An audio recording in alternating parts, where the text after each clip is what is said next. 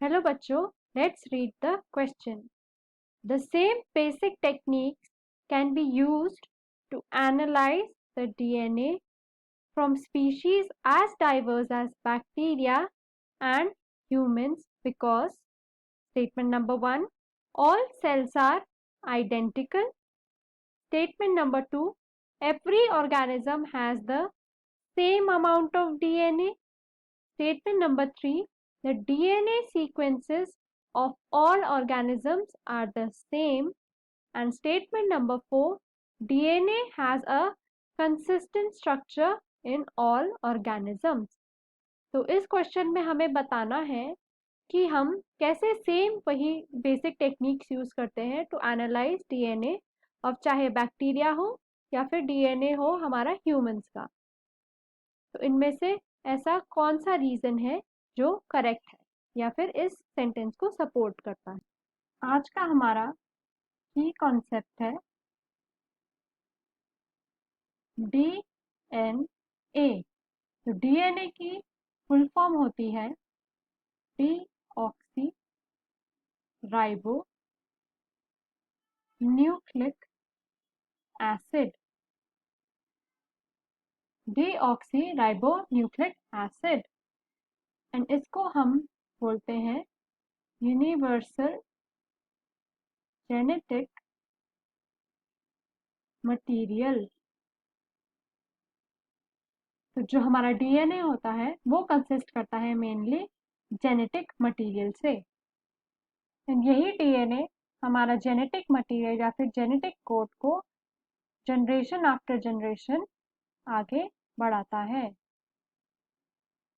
तो अब हम एक एक करके सारे स्टेटमेंट्स को समझते हैं।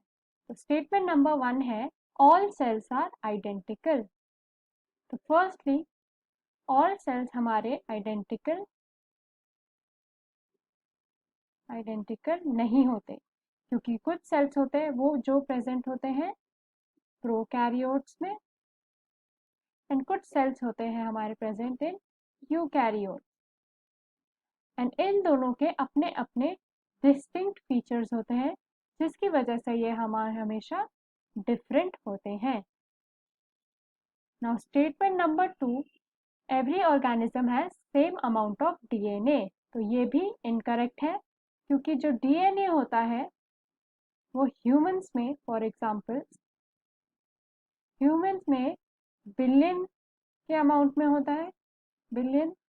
पर जो माइन्यूट हमारे माइक्रोब्स हैं जैसे कि बैक्टीरिया उसमें ये सिर्फ 1000 के अमाउंट में प्रेजेंट होता है।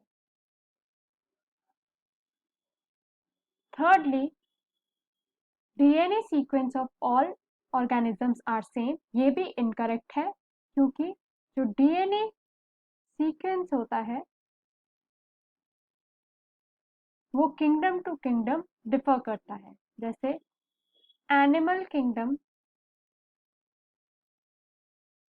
किंगडम में जो डीएनए सीक्वेंस होगा वो या फिर उनका जो जेनेटिक कोड होगा वो डिफरेंट होगा और जो प्लांट किंगडम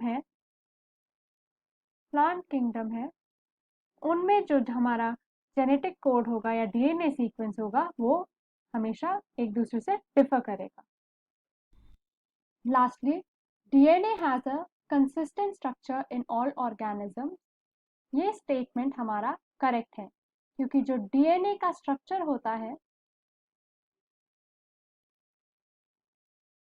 जिसको हम हेलिकल स्ट्रक्चर बोलते हैं जो कि एक कॉइलिंग जैसा स्ट्रक्चर होता है वो हर ऑर्गेनिज्म में सेम होता है and that is the reason why the same basic techniques can be used to analyze the DNA from species as diverse as bacteria and human। तो इसका आंसर हो जाएगा option number 4 D। I hope you understood the question well. Best of luck.